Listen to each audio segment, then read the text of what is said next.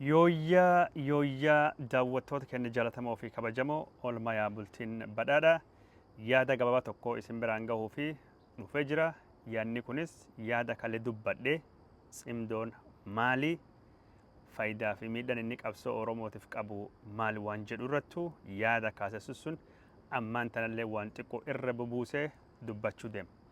Cimdoon gamtaa taaktikaa waraanaa kan yeroo gabaabaa humnoonni Eertiraa mootummaan Eertiraa biyyi Eertiraa bulchaa jiruu fi warri Tigraahii TPLFin naannoo Tigraahii bulchina jedhamuuf faannoo haga tokkotamoo humnoonni waraana naannoo Affarii kan mootummaan wal lolaa jiranii uguggumuu jedhamuu fi haga tokkollee tammoo waraana bilisummaa Oromoo jedhanii itti dabalatan warra kanattuu hoogganaa gamtaa jedhamu. Gamtaan kun akkuma sila dubbannetti kaayoo siyaasaa waan tokko hin qabu. Kaayoo siyaasatiin kan hin qabne gamtaan kun wanni isaan walitti fide yoo jiraate jibbinsa. Jibbinsi kunilleen mootummaa Abiy Ahmedii maqaa haa dhawaatanii malee mootummaa Abiy Ahmediin duubattu warra kaabaa Tigree fi Amaaraa fi Eertiraa ka dadhabse qoqoodee wal nu nyaachisee bara bulchiinsa dheeressuu ka barbaadu warra kibbattu yookaan Oromootu aangootti dhufe jira. Rakkoon irra dhaqqabaa jirtu kan hundaafiyyuu miidhaan Oromoodha. Sababni Oromoodha. Oromoo kan aangoo irraa ari'uu qabna yookaan kaasuu qabna. Lamoo akka aangoottu hin dhiyaanne godhuu qabna ka jedhu olaantummaa kaabaa. Kaabii jechuun seenaa guddaa qabu kan Itoophiyaa hundeessee yeroo ammaan tana moggaatti dhiibamee hacuucamee waan jiruu fi olaantummaa kaabaa kan deebisna. Kanaaf ammoo Oromoo fi Oromummaa barbadeessuu qabna. Rakkoo kan hundaafiyyuu yoo Oromummaan barbadooftee falli ni deebi'a waan jedhu yaadi isaanii kan isaan ammaan tana finiinsaa jiranii kun ammoo karaa miidiyaalee Hiwwaati deeggaranii fi akkasumas karaa miidiyaalee maqaa faannoo dhaawatanii yeroo ammaan tana hafarfamaa jira. Yaadi kun bal'inaan rakkoo kenna hundaafiyyuu Oromummaadha. Dhibeen nu qabnu dhibee kanaa furannee jennaan jechuun waliin taane tokkummaan gamtaan mootummaa Abiy Ahmedii kan ofirraa deemsine uummata Oromoo kanallee adabnee jennaan akkaataan isaan yaadaa jiran akkaataa kana. Ummati Oromoo adabamuu qaba. Oromummaan baduu barbadaahuu qabdi. Kan ammoo mataa warraa Isaayyaas Afwerqii kanaan dura bara darbee waggaa 34ffaa bilisummaa Eertiraa gubbaattuu gaaf kabajame gaaf Afrikaatiif rakkoon guddaan Oromummaa jedha dubbatee jira. Miidiyaan afaan Amaariffaa dubbatanii ka faannoo deeggarra jedhan Oromummaa baalee gizee taranyaa maalii jedhanii waan akkasii kan dubbachaa Oromoon aangoottu dhiyaachuu hin qabu. Odoo dhugumaanuu taranyummaan banan jiraatellee yeroon kun taraan kun dabareen kun ka Oromoo waan jedhullee namananii Oromoo balleessuu qabna waan jedhan irratti odeessaa turanii warri Tigraahii akkas afaan guutatanii Oromummaa jechuun leegee baatan OHDR biltsiginna jechuudhaanii warra kana balleessuu fi dhaadachaa turanii amma marii hin barbaannu araaruu waan tokko hin barbaannu mootummaa Abiy Ahmedii dhabamsiifne awwaaluu qofa waan jedhu lallabaa jiran. Warri gamtaan kun walitti dhufnee jedham odoo hin dhalanne gamtaan kun waan diigame fakkaata. Odoo hin dhalanne gamtaan kun waan du'e fakkaata. Ka jalqaba Jawaar Mohaammed ergamaa mootummaa Abiy Ahmediitu gabbahee nu diigaa jira jechuudhaanii faannoon Wallagga keessatti socho'u Bizaamoo ka jedhamu ka Wallaggaan ka Amaaraa jedhee Wallagga deebisuu barbaadu faannoo kan mootummaatti hundeessee yookaan mootummaatti harka keessaa qaba jechuudhaanii faannoo xiqqeessuuf faannoo busheessuu fi waan akkasii carraaqee waraana bilisummaa Oromootii fi faannoo jidduutti wal dhabee akka uumamu shakkiin akka uumamu godhe jechuudhaanii Jawaar Mohaammed irratti duula guddaa akka banan keessattuu miidiyaan akka Staaliin Gabrasillaasitiin hoogganamu Zaara Miidiyaa Neetwoork ka jedhamu yeroo ammaan tana ajandaa waraanaa kan lallabaa jiru adda durummaan isaa duula guddaa banee ture. Kaan ammoo Masaayii Mokkonnin fa'aati duula guddaa Jawaar Mohaammed irratti bananii jiranii sun qofa miti miidiyaan afaan Amaariffaa dubbata. Ka maqaa faannoo dhawaata hedduun isaanii aktivistii warra ka Amaaraatiif ka Tigreelleen Jawaar Mohaammed irratti duulaa turan. Kaan ammoo Iskindir Neggaa namni jedhamu gaazexeessaan duraanii Baaldaraasii dhaabbata jedhamu ka Finfinnee fi falmadhaa jedhu ka hoogganulleen cimdoo kan hin deeggaru gaafii hedduu qaba. Adeemsi murtiin kun itti murtaa'e sirrii miti.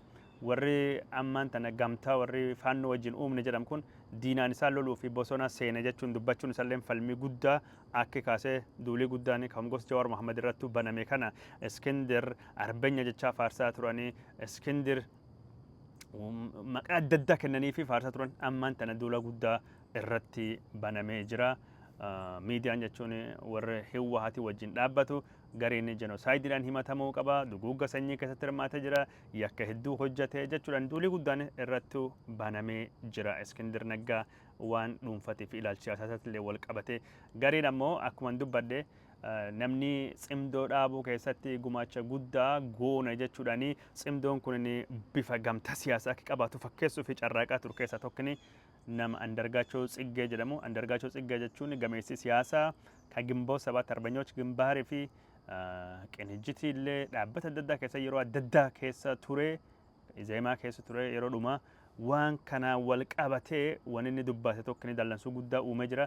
Dallansuun guddaan inni uume tokko lafa Tigraahii qabame yookaan ammoo faannoon fudhatee akka Walqaayitiif Tsagadee Hiwwaati deebisuuf ammaan tana hin carraaqu jechuudhaan gaafii suni bulfatee jira jechuudhaan dubbinni dubbasuun warra Tigraahii bira dallansuu guddoo uumte jirti. Warri faannolleen deebii kenneef jiranii lachuu akka fakkaatutti Andargaachoo Tsiggee irratti warri maqaa faannoo dhawatulleen warri maqaa Hiwwaati hidhatulleen duulaa jiranii cimdoo diiguu fi gabbahee innilleen ergama mootummaa Abiy Ahmedii waan jedhuun himatamaa jiranii yookaan ammoo cimdoo diiguun namni kun bara kamiyyuu irra kaasee nyaapa Amaaraati diina Amaaraati Amaarii hin jiru jedhee kitaaba barreessee ture kitaaba keessatti yookaan yaada kan barreessee ture Tigraay irratti ammoo jenoosaayidii lallabee ammaan tanallee ummanni kullachuu ummata Amaaraatii fi Tigraay jenoosaayidii yookaan duguugga sanyii ajjeecha sanyii balleessa sanyii irra of dandamachuu fi wayitaa isaan carraaqaa jiranitti yaada gamtaa ummata kan lamaanii diiguu fidee jechuun dubbatanii jiran. Kaan ammoo Asrees Maaree namni jedhamu dubbii himaa faannoo ofiin ka jedhu namni kun waan jedhutti cimdoo wanni jedhu sochii ummataaf ummata jedhamu keessa faannoon hin jiru. Dogongorii Iskindirilleen asittu. Iskindir jechuun cimdoo waan balaaleffateef sochii ummataaf ummata jedhamu keessa hin jiru garuu gamtaa waraana Abiy Ahmedii dhidhimsuuf yookaan Abiy Ahmedii aangoorra kaasuu fi dhaabbate keessa ni jirra jechuudhaan dubbatanii jirani. Haga torbaan kana hundaayyuu cimdoon dhufee cimdoon qophaahee cimdoon boqonnaa dhumaatii mootummaa Abiy Ahmedii garagalchuu deema wani nagaddisiisuu mootummaa Abiy Ahmedii ka garagalchuu deemu Isayyaas ta'uu isaati cimdoon dhumatee fi Abiyyi gardeemin qabu Abiyyi gara Imaaraatitti baqachuu deema Abiyyi akkas ta'uu deema daqiiqaa dhumaa gubbaa jirra cimdoon dhufee isinii dhumattee OHD'n biltsiginnaa Oromummaa boollu qotattan seena maali jedhanii odeessaa turanii amma ammoo torbaan kan Jawaar irratti duulanii Iskindir Naggaa irratti duulaniiti Andargaachoo Tsiggee irratti duulanii walirratti duulaniiti warri cimdoo ofiin jedhu kunini akka warra Baabiloonii afaan dubbachuu wal dhabuutu jiran. Kan irraa kan ka'e cimdoo gamtaan jedhamu kunini odoo hin dhalanne du'ee jira yookaan salleessa tahee jechuun akkasittuyyuu cimdoon farra tahee jira. Cimdoon kun jechuun akka hin jirre dubbachaa jiran. An ammoo kanaan wal qabatee wanni an jiru tokkotu jira. Gamtaan cimdoo jedhamu kunini kaayoon isaa kaayoo siyaasaa hin qabu. Gamta jechuun Abiy Ahmedii aangoo irraa buusna waan jedhuun socho'aa jiranii Abiy Ahmedii akka isaan itti ilaalaa jiran Abiy Ahmedii jechuun Oromummaadha. Oromoo aangoo irraa buusna waan jedhuun jibbiinsa Oromootii fi hammeenya Oromootiin kaanii warri faannotii fi warri Amaaraalleen warri Eertiraalleen suni alatti warri Tigraahii warri Eertiraatii fi warri faannoo kan Amaaraa jedhute. Jibbiinsa Oromootiin alatti wanni walitti fida ajandaa waloo hin qabani boor wal nyaachuu deemanii akka gamtaa taaktikaa Abiy Ahmed gaafa waraan Tigraahii dhaabee Eertiraa faannoo fi waraanii Itoophiyaa waliin lolaa turanii achiin duubatti ajandaa waloo jibbiinsa warra TPLF Tigraahii malee waan hin qabnee fi deebi'anii wal nyaatanii wal barbadeessanii faannoon faalleen TPLF faalleen borii waliif hin taane waraan har'aaf bulfannee Abiy Ahmed dhoofne bor walitti deebine jechuudhaanii warri akka Moonjiriinoo faatii dubbachaa jiranii warri Tigraahii kabira dubbachaa jiranii faannollee waan wal fakkaata lafa qabanne tokkollee hin dhiisnu jechuun dubbachaa jiranii kunin gamtaa yerooti jibbiinsa fi hammeenyanii kamasa kamu jibbiinsa fi hammeenya Oromootiin kamasa kamu kanaan alatti kaayoo siyaasaa imaammata siyaasaa ilaalcha siyaasaa ideoloojii waloo kallattii Itoophiyaan itti deemtu irratti waan tokkollee wanni isaan walii galan wanni isaan wal fakkaatan hin jiran waan hundaaniyyuu duddaa gara kaan tokkini warri faannoo kalee jenosaayidii Tigraay hidhiyaa keessattuu godhe jedhe TPLF himata. Warri Amaaraa ammoo faannoon Hewwahat waggaa 37 fi waraan durattuu banee Amaaraan jechuun akka inni badu barbaadahu maanifestoo keessattuu barreeffate jedhanii jibbiinsa daangaa hin qabneen jibbiinsi kun gareen isaanii jechuun jibbiinsa bar durii seenaa irra kaasee haga ammaan tana asiin bahe hundaayyuu agarsiisaa wal dhabaa wal nyaachaa walitti kaa jiranii. Kanaaf warri faannoo fi warri cimdoo maalii ufin jedhanii ka Tigraay hiikuu kunin Eertiraalee dabalatee torbaanum tokko torbaan lama keessattuu dhufne 4 kiilootti nu eegaa jechaa turanii ammaan tana akka warra Baabiloon afaan dubbachuu gargar faffacahuu didiigamuu jalqabanii jiranii. Gamtaan haqirratti hin hundoofne akka inni badu akka inni barbadahu wanni dubbatamuu wanni jiru kan fakkaataa jechuudha. Kanaan wal qabatee waan jedhu sunitu jira. Warri kunin farra Oromooti, diina Oromooti, nyaapha Oromooti. Kanaafuu Oromoon qaama jechuun Bizaamoo Wallaggaan handhuurri sabboonummaa Oromoo Bizaamoo jedhu Bizaamoo deeffadhaa jedhu handhuurri qabsoo Oromiyaa bira Finfinneen Amaaraa jedhu dharra deeffadhaa warra Jaarsoo deeffadhaa Salaalee deeffadhaa Kiyyuu deeffadhaa Fichee deeffadhaa Alii Dooroo deeffadhaa Sanbira darbee Harar deeffadhaa jedhu maalii Amaaraanoo maalii Faannoonoo jedhu qaama san wajjin qaamni Oromoo kan hojjetu kamiyyuu adda gad bahee waan kan uummataaf diriirsuu qaba. Maaliif yoo faannoo wajjin ka hojjettaat warri hojjechaa jiru waan jiru natti hin fakkaatu. Waraanni bilisummaa Oromoo hojjechaa jirra yookaan gamtaa kan keessa jirra waan jira gammaan tana waan hin dhageenyeef waraanni bilisummaa Oromoo gamtaa kan keessa jira yookaan ammoo gamtaa kan keessatti hoogganamee maasakamee uummata Oromoo gaafii deebisa jedhee waan amannatti hin fakkaatu. Yoo akkas ka jedhan taate maaliif gamtaan kun barbaachise eessattuu gamtaa kan mallatteessanii maalirratti walii galanii gaafiin Oromoo akkamiin deebuu dandeetti waan Oromoon jechuun barbaaduu fi gamtaan kun barbaadu dagara waan kan akkamiin walitti araarsuu danda'anii yoo karbaasii yookaan ammoo rood maappiin siyaasaa kan isaan qabaatan jiraate yookaan waliigalteen icciitiin mallattaa'ee waliigaltee kan akka nu beeksisan barbaanna. Maal jennaan dhaabbanni kunin Poort Suudaan keessatti Naayiroobiitti walgahii godhatee walgahii bifa siyaasaa waan kan qabsiisuu fi godhatee waan jedhamu tokkotu jira. Waan san gubbaatti yoo abaawoon kan argamee marii attaate marii kana uummata isa deeggaruu uummata qabsoo Oromoo deeggaruu kanaaf beeksisuu qaba. Deeggartoota dhaabatiif yoo akkam xiqqaate beeksisuu qaba. Maal jennaan uummata Oromoo sodaa hedduu qaba. Cimdoo waan jedhamu kana Zammanee Kaasattuu hoogganaa jedhama. Zammanee Kaasee Wallagga keessatti waan dhaqqabse badii dhaqqabse Shawaa Kaabaa keessatti badii dhaqqabsiin beekama.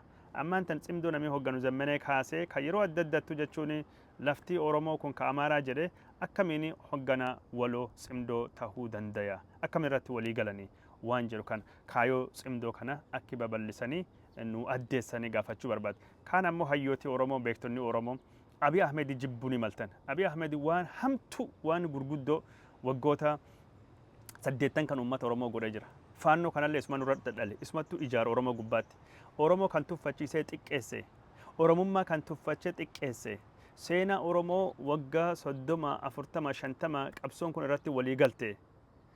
Dubbii jechuun himaansa abaa'oon laf kaa'e. Abaa'oo qofa osoo hin taane ka siyaasan Oromoo irratti walii galle diiguudhaanii gara Itoophiyaatti dhufne jechuudhaanii Oromoo busheessee xiqqeessee maqaa har'a Oromoon ittiin qabdu kana yookaan maqaa Oromoo ittiin xureessanii. Baalee gize kan ittiin jedhanii yaaman, tereenya jedhanii kan ittiin jedhanii yaaman. Waan kan cufaayyuu ka godhe Abiy Ahmedii mootummaa isaatidha.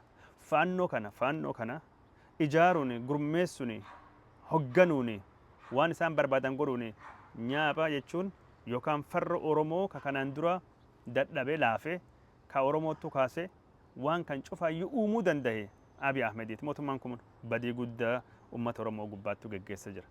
Ammumaan tana dubbachaa jirru Wallaggaatti Arsiitti bakka hedduu keessatti miidhaa dhaqqabaa jiruuf mootummaan kun itti gaafatamaadha. Bakka hedduu keessatti waan ta'aa jiruuf mootummaan kun itti gaafatamaadha. Mootummaan Abiy Ahmed miidhaan isaa yoo gargari kan diriirsuun taate badiin inni dhaqqabsee gad hin dhiyaatu. Kunin mootummaa yakkamaadha waan hedduun. Mootummaan kun mootummaa jechuun gaarii jedhee ani faarsu bira dhaabbadhee fi loluu fi qabsaa'u miti. Mootummaan kun badii gurguddoo uummata Oromoo irratti kaleellee dhaqqabsee jira. Ammaan tanallee dhaqqabsee jira. Kunin dhugaadha. Kanarraa kan ka'e namni hedduun mootummaa waggaa 8 uummata isa aangoottu baase irratti lola banee lola labse. Mootummaa jechuun galaana keessaa qurxummii balleessuuf galaana gossuu qabne jedhe kan Fiqaaduu Tasammaa dubbata mootummaa gos kanaati. Ammumaan tanallee nyaaphii karaa hedduun kahee karaa kaabatiin karaa hundaanuu dhihaatiin nyaaphii mootummaa kan irrattuu ka'e yookaan uummata kan irrattuu ka'e hagarraan tanallee mootummaaf beekuu dadhabe firii Oromoo Oromoodha. Oromoon jechuun waliin dhaabbachuu qaba tokkummaan Oromoo ni barbaachisu waan jedhu hubachuu dadhabe. Oromootu aansee Oromoof ka ta'uu gamtaa uummattoota kibbaa wajjin dhaabbachuu qaba jechuu wallaalee hardhallee warra kaabaasu warra abaabbalatu. Hardhallee warra kaabaasu warra shalachuu barbaadu. Hardhallee warra kaabaasu warra gunachuu barbaadu. Warra aflammii afaan dubbata. Warra jechuun Oromoo biratti waan biraa dubbatan. Amaaraa bira deeme waan biraa dubbatan. Warra ejjennoo hin qabne. Warri yaadi isaanii faffaacawaati. Warra gaafii Oromoo fedhii uummata Oromoo malee hubannoo uummata Oromoo malee beekamtii Oromoo malee gabayaa baasee gurguruu fi warra biraa guuzaa yookaan dabootti yaammata warra gos kanaati. Mootummaan Abiy Ahmed rakkoon isa gadin dhiyaatu tarreessa jedhama. Waraana uummata Oromoo inni wajjin qabuu fi rakkoo inni qabu yoo haasofne keessa hin baanu guyyaa guutuu haasofne rakkoon kun jirtinu cuftinu iyyuu ni jirti. Rakkoon kun cuftinu jirti ni beeka. Dallansuu kan hin qabdan ni beeka. Warri hayyoonni Oromoo haa ta'uutii malee mootummaa Abiy Ahmed jibbuu fi kaayoo uummata Oromoo dura dhaabbachuu waan lama waan adda addaati. Mootummaa Abiy Ahmed jibbuun waan tokko. Oromoon mootummaa kana ka'ee ofirraa waan tokko godhuu qabaa jedhanii yaamichi dhiyeessuun waan tokko.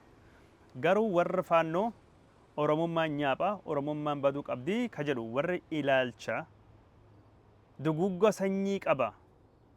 Sanyii Oromoo balleessuu barbaada. Lammata akka isin 4 kiilootti hin dhiyaanne isin goona warri qaroomina hin qabne warri Itoophiyaa diige. Nuttu wal nyaatee carraan isaanii uumame har'a dhuftanii buqqeen dhakaa cabsite bakki keessanitti isin deebisna warri jedhu. Warri isin Maadaagaskaarii dhuftanii lafti isin irra jirtan cuftinuu keenya jedhanii Oromoo beekamtii hin kennin. Warra Oromoo balleessuu barbadeessuu barbaadan qaama gos kana warra jechuun wal yaamaa jira yuusee akka waraabessaa lafa Oromoo fudhachuuf. Keenyalleen keenyuma keessanilleen keenya jedhee warra beekamtii Oromoo barbadeessuu fi qophaawan warra kan bir dhaabbachuun akkamiin Oromoo gargaara. Cimdoon akkamiin gamtaa siyaasaa ta'uu danda'a. Naagala gariin keessan uummata Oromootiif uummata Amaaraa waliif fiduu barbaadan, uummata Oromootiif uummata Tigree waliif fiduu barbaadan, araara buusuu barbaadanii siyaasaan Itoophiyaa keessa jiru kun inni siyaasaa uummata akka inni ta'u gamtaa siyaasaa waaraa hundeessuu fi istiraatejii gosuutiin socho'uu akka barbaadan naagala hedduun keessan yookaan gariin keessan. Garuu wanni kun akkamiin waan ammaan tana gamtaa faannoo jedhu kan wajjin gamtaa cimdoo jedhu kan wajjin deeme. Mana addeessa naa ibsa warri yaada kan qabdan.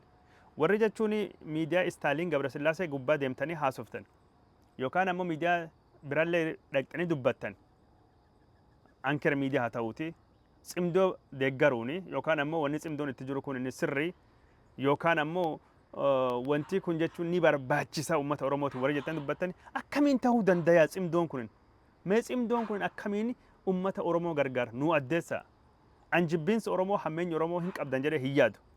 Mootummaa Abiy Ahmed irraa waan abdii kutattaniif mootummaan Abiy Ahmed badii uummata Oromoo irraa dhaqqabsaa waan jiruuf dallansuu miira dallansuu keessa seentanii waan kana akka gootan naf fakkaata. Malee jibbiinsa Oromoo waan qabdaniin hedduun keessan warri waan kana amma godhaa jirtanii mootummaa Itoophiyaa ka adda addaa balaaleffachuun qeequun qabsoo Oromoo ka qeerrootii fi waan ammaan tan jiru deeggaruun umrii keessan guutuu bifa adda addaatiin warra dabarsitan. Haqa Oromoo warra awwaaluu barbaadu miti. Dhugaa Oromoo warra awwaaluu barbaadu miti. Yes, Abiy Ahmed rakkoo guddaa qaba. Garuu wanni isaan hojjechaa jirtanii warra cimdoo kana dhaadheessuun wanni kun sirri wanni isaan godhaa jiran kun akka gaarii fakkaatu godhuun miidhaa qabsoo Oromoo irra dhaqqabsaa jirtanii hubattanii. Akkamiin Oromoo gargaara waan jedha hayyee miidhaa dhaqqabsaa hin jirtanaa jennuutiyyuu. Akkamiin wanni cimdoo jedhamu kun Oromoo gargaara waan jedhu odoo addeessitanii odoo gargaaree diddiriirsitanii akka malee gaarii jedhee yaada. Cimdoon kun jechuun akkuma waraanii bilisummaa Oromoo cimdoo wajjin jiramoo hin jiru yoo jiraate taate maaliif keessi jira faayidaan inni Oromoof buusa gaafii Oromoo akkamiin deebisa ka jedhu ibsuu qabdan jedhu warri cimdoo deeggartanii yookaan ammoo cimdoo kanaafi dubbii himataatanii dubbattanii waan dubbattan sani maaliif akka dubbattanii yoo karaa Oromoo miidiyaa Oromoo gabbaatanii Oromoof ibsitan akka malee gammadaa jechuudha akka malee jaaladha jechuudha. Suniin alattuu ammoo mootummaan Abiy Ahmed Oromoof hin tahu mootummaan Abiy Ahmed Oromoo miidhaa jettanii sochiin isaan sochootan sun rakkoo waan tokko hin qabu dhugaadha. Abaa'oo diigee jira, kafaa'oo diigee jira, beektota hedduu dhabamsiisee jira, hayyoota dhabamsiisee jira, jajjaboota Oromoo warra ta'an jechuun biyya baasee jira. Naa gala kun cuftin iyyuu rakkoo mootummaan kun qabu. Kun naa gala. Kun cuftinu naa gala. Garuu waan tokko miira keessa seennee waballeessuu hin qabnu. Abiy Ahmediitii fi uummata Oromoo, Abiy Ahmediitii fi qabsoo Oromoo addaan baafachuu qabna. Addaan baafachuu qabna. Yes, Abiyyi jibbitan malee qabsoo Oromoo hin jibbitanii hin beeka. Abiyyi jibbitan malee uummata Oromoo hin jibbitanii hin beeka. Abiyyillee jibbitanii faannoon uummata Oromoo irratti dhufee Madagaskar san deebisna jechuudhaan uummata Oromoo akka inni buqqisu akka inni dararu hin feetanii. Warri Tigraahii kalee jechuun uf dandamachuu fi jenosaayidii irraa of hambisuu fi kalee wanni isaan godhan sirrii dhuga nuun hundinuu deeggarree jirra. Wanni isaan sochii warra kakalee sun jechuun Hewwahat waraanii bara 2022 waraan haqaa ture ufitti suufanni isaan godhan yeroo sanitti yeroo faannoo milishaan adda addaa irratti duulte liyyuu hayliin Amaaraa waraanii Itoophiyaa irratti duulee Eertiraa duultu sun ufitti suuf. Har'a ammoo akkasii miti wanni isaan barbaadaa jiran. Har'a Finfinnee deemnee akkas godhuu deemna. 4 kiiloon nuu mala. Fedhii bolola aangooti. Fedhii aangoo kadaangaa hin qabne jibbinsa hammeenya uummata Oromoo kadaangaa hin qabnetti warra kan sochoosaa jira. Mootummaa Abiy Ahmedii deemnee awwaallu malee jechaa jiran. Warri qaroom qaban siyaasaa keessatti akka warra Amaaraa gad baasanii Oromummaa Oromoo jedhanii hin dubbatan. Yookaan ammoo akka Isaayyaas Afwerqii rakkooni gaafa Afrikaa rakkoon Itoophiyaa Oromummaan jedhan. Warri abshaalummaa malaa itti deemaa jiranii. Warra ammaan tana Oromummaan diina jedhu yookaan Oromummaan baduu qabdi jedha kafaannu warri gargaaraa jiru waggoota 3 kanaaf warra Tigraahii kan. Isaan malaa itti deemaa jiran. Kanaaf sanuma warra kaabattu warra kibbaa aangoo irraa buusuu qabna. Tokko taana warri tokko taana Amaaraa, Tigree, Eertiraa tokko taana Oromoo dhidhimsina, Oromoo balleessina. Warri kaaba Oromoo aangoo irraa kaasna. Okay, warri si dhufaa jiru nyaapha aangoo irraa si kaan si balleessin jedhu maaliif bir dhaabbatti? Maaliif deeggarte? Sababa maaliitiif? Maal argachuuf? Bu'aa maalii buufachuuf? Uummata Oromoo akkamiin gargaara? Qabsoo Oromoo akkamiin gargaara? Waan kana akka deebistan barbaada. Kabajaan isin gaafadha. Kabajaan isin gaafadha. Mootummaan Abiy Ahmed ammoo wanni kun dhufaa adoo jirtu waan dhufaa jirtu adoo gartu hagiyoomi ija dunuunfatte hagiyoomi ija cufatte uummata Oromoo kallatti hundaan waraana irratti banta. Hagiyoomi Wallaggaa dirree waraana goota. Hagiyoomi ammaan tan Arsiillee dirree waraana goota. Hagiyoomi Oromoo irratti jechuun waraana banta. Maaliifi wanni kun jechuun isinii galuu dadhabe warra Biltsiginnaa warra adda addaa Abiy Ahmedii wajjin jiru. Nyaaphii guddaan tokkini kaqaawa waan kan cufaaf iyyuu bane ilaalcha mootummaa Abiy Ahmediiti kaayoo mootummaa Abiy Ahmediiti. Kun akkam isinii galuu dadhabe? Qaawa kan yoom cuftanii yoom Oromoo waliin teette haasofti. Yoom Oromoo wal birteesse dubbachuu dandeetti rakkoo siyaasaa ofii furachuuf. Yoom Oromoo walii galte. Ammallee taanan saayidii qabannee Biltsiginnaa jala fiiguu abaa'oo maal osoo hin taane Oromoo wali dhufuu qabdi. Balaan deemaa jirtu as deemaa jirtu balaa akka malee guddoo waan taateef gabaabsee kan jedhee jira. Amma waan biraati. Dubbiin an dubbadhe kunin maaliif dubbachaa jira? Duumans waraanaa ka gara Itoophiyaa ka gara Oromoo dhufaa jiru waan hubadheef waan argeef. An kanaaf jechuun wanni an dubbadheef wanni an dubbadhe kun yoo bor hin dubbanne akka ittiin gaabbine hin sheenofneef dubbachaa jira malee ajanda waraanaa ka deemaa jiru ka Biltsiginnaa haa ta'uti ka qaama kamiyyuu hin deeggaru. Awwaa tokkottu aman. Akkuma dubbachaa jirru oduu amma dubbachaa jirru mootummaan Biltsiginnaa haleellaa diroonii Tigraay bakka hedduu keessatti godhuu deemu jira yookaan godhaa jira. Haleellaa diroonii sherariin attuu aanse haga ammaan tana situation roomii keessa taanii warri diroonii taph ijoollee jedhanii ilaalan dirooniin haleellaa dhahiinsa gaggeeffamaa jira. Kun jechuun maali mootummaan Abiy Ahmedii warra TPLF dadhabsuu fi meeshaa Eertiraa isaan irraa argatanii barbadeessuu fi hoggansii Tigraahii adamsamuuf yookaan sodaan akka keessatti uumamtuu fi nu gargaaraa jedhanii deemaa jiran. Ana ammoo olaantummaa diroonii qabaadhi yookaan deeggarsa biyya alaa qabaadhi akka warri faannootii fi warri Shaabiyaa jechaa jirutti Misriin gargaarte, Suudaan gargaarte, Saawud Arabiyaan gargaarte waan fetoo qabaatte ammaan tanatti waraanii Itoophiyaa hin barbaachisu jedhee yaada. Waraanii jechuun Itoophiyaa ammaan tanatti hin barbaachisu. Itoophiyaan ceekuu yookaan ammoo gurmuu waraan ittiin badhatu ikoonomiin biyyi sun hin qabu. Waraanii biyya sun barbadeessuu miidhuu danda'a. Kanaafuu dinagdeen biyya waraana baachuu jiraachisuu hin dandeettu waan taateef waraanii Itoophiyaa hin barbaachisu. Karaa araaraatiin, karaa abshaalummaatiin, karaa qarooma qabuun waan kan diiguu waraan kan hambisu barbaachisaadha.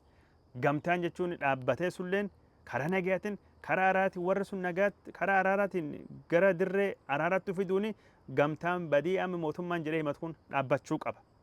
Dhaabbachuu qaba. Kanaaf waliigaltee Afrikaa kibbaatti Hiwaati wajjin mallatteeffame kabar 2022 sun hojiirra ooltuuf mootummaan kun socho'uu qaba. Araara karaa Obasanjootiin jalqabame. Araara jechuun mootummaan Ameerikaalleen deeggaraa jiru, gamtaan Awurooppaalleen deeggaraa jiru, gamtaan Afrikaa hundinuu deeggaraa jiru kana carra araara kanattuu fayyadamuun mootummaan kun rakkoo warra Hiwaati wajjin qabu furachuu qaba. Maddi rakkoo guddaan tokkini Hiwaatiif Eertiraadha. Eertiraa wajjin balbal galaanaatiin walii qabatee wanni deemaa jiru kunin karaa nagaatiin karaa dippiloomaasiitiin akka fala argattu mootummaan dursa dippiloomaasiif dursa araaraaf dursa nagaaf dursa ollummaa dansaa fi michoomaa fi yoo kenne Eertiraallee wajjin rakkoo qabu furate balbal galaanallee haala jechuun horii fudhi jedhuun haala gosuuniitiin wal danda'anii horii fudhadhe waliin jechuun Eertiraan wanta argatte Itoophiyaan wanta argatte karaa nagaatiin galaan diimaa irraa biyyoonni lachuu bifitti fayyadamuu danda'u irratti odoo xiyyeeffatame gaarii. Mootummaan kunin warra Tigraay wajjin araara jechuun fiduu qabu danda'a. Kanaaf Obasanjoon achi deemee jennaan akka isaan rifatan argitanii jirtanii. Cimdoo diiguu fi maali. Yaa araari baay'ee barbaachisa. Araari nagaan hin barbaachisa. Dinagdeen biyyi suni waraan baachuu hin dandeettu. Waraanii kanaan duraayyuu miidhaa guddaa biyyi sun kaffalchiisee jira. Ka ammaan tanallee ammoo miidhaa akka malee hamaa kaffalchiisuu danda'a. Keessattuu yeroo ammaan tana Itoophiyaan qilleensa hamaa El Niño jedhamuun dhahamtee jirti. Gogiinsi beelii guddaan bisuun keessa dhalachuu danda'a. Dinagdeen baay'ee miidhamuu dandeetti. Kun ammoo qaala'insi jireenya kan ammaan tan jiru. Dinagdee burkutaa jirtuu fi keessattuu waraana jechuun Iraanii fi Ameerikaa jidduutti deemaa jiru kanallee wal qabate rakkoon guddoon dhalachuu dandeettiif waraana gatii kamiiniyyuu hambisuun guddoo barbaachisaadha. Waraan hambisa, waraan dhaabaa, waraanii akka hin taane godha. Eertiraallee wajjin waan qabdanii karaa nagaatiin furadha. Faannollee gamtaalee faannoo ka adda addaa wajjin araara buusuuf nagaa buusuuf carraaqaa jechuu barbaade. Nagaan nama hundaa uummata Amaaraallee nagaa barbaachisa nagaan hin gargaara. Oromiyaa keessa bakka adda addaa waan deemaa jiru kanallee karaa nagaatiin furachuun guddoo barbaachisa. Nagaan rakkoo jirtu cufayyuu furachuun Oromiyaa keessatti nagaan akka dhufu hojjechuun baay'ee barbaachisaadha. Ani hin beeka namoonni garii mootummaan kun nagaa hin jaalatu jechuu dandeettanii. Garuu balbalti nagaa yoomillee hin cufamtu karriti araara karri nagaa yeroo hundaayyuu banamuu qabdi jedhee waan ayyaaduu fi karaa Tigraay wajjin rakkoo qabdanii gara nagaatiin Eertiraa wajjin rakkoo qabdanii gara nagaatiin faannoo wajjin rakkoo qabdanii karaa nagaatiin furachuun baay'ee barbaachisaadha. Badii fi barbadiinsa kanaan dura ture sunittuu Itoophiyaa deebisuu hin qabdanii biyyi deebisuu hin qabdanii waan jedhu yaada. An kanaaf waraanii yeroo ammaa kana yeroo El Niñoon biyya rukutaa jirtutti yeroo dinagdeen sababa adda addaa ka ji'oopolitiksiitiin raafamaa jirtutti dhugaadha. Dinagdeen Itoophiyaa guddachaa jira. Waan adda addaatiin IMF illee gubbaa riippoortii barreeffama argaa jira. Garuu mootummaan Itoophiyaayyuu waan inni barreessaa jira. Qaala'insi jireenya ammallee ol kahaa akka jiru gatiin akka bu'aa jirtu humni birrii kaawwabitu akka dadhabaa jiru mootummaan dubbachaa jira. Sun qofa osoo hin taane gargaarsi jechuun liqeen IMF fi baankii addunyaa gubbaa argamtu waraanii jalqabeennan sulleen miidhaa guddaattu dur dhaabbachuu sagantaan sulleen gufachuu danda'a. Liqee IMF irraa argatullee dhabuu ni danda'a. Investimentiin biitii hirkisuu barbaaddu piroojeektileen gosa ka biitii addulleen lafirra hirkifachuu yookaan hafuu danda'an. Kanaaf waraan dhaabuun barbaachisaadha. Ammoo yeroo ammaan tana waraan akka jalqaban beekan malee akka dhaaban hin beekan. Waraanii jechuun akka qoosattu bara 2020 jalqabame hagarraa deemaa jira waraanii Tigraay. Kanattuu waan hedduu dhalee jechuun waraanii akka karaati. Karaa gaaf deemtu galtu malee gaafa galtu hin beektu. Waraanallee akka itti jalqabdu fakkaata ammoo akka itti dhaabdu yookaan gaafa inni dhaabbate hin beeku. Waraanii jalqabuun hin barbaachisu. Keessattuu biyya jechuun biyyoonni adda addaa harka keessa galfachuu barbaadan. Waraan kan keessattuu humna adda addaatu harka galfachuu barbaada. Saawud Arabiyaan harka galfachaa jirti, Imaaraatiin Arabaa harka galfachaa jirti, Suudaan harka galfattee jirti, Misriin harka galfattee jirti. Humni biraallee harka galfachuu danda'a. Kanaafuu waraanii jechuun biyyoota adda addaatii fi qaawa banee Itoophiyaa dadhabsuu danda'a. Biyyi sun dadhabsuu danda'a. Hin barbaachisu waraanii kun dhaabbachuu qaba. Ejjannoon kiyyini adda durummaan waraan dhaabu waraan hambisu nagaa buusu mootummaan amma waraan dhaabuu fi nagaa buusu lubbuu namaatiif bakki kennuu keessatti akka malee dadhabaadha. Kan Oromiyaa keessa garra jirra, Amaaraa keessa garra, Tigraay keessa garra, Itoophiyaa guutuutti wagga 8 wanni garra kana haaq sun hin taanetti beekti sun nagaa hin horattu kan jechuu barbaada. Waan daawwatanii hordofaniif hedduu sin galateeffadha. Nagaatti.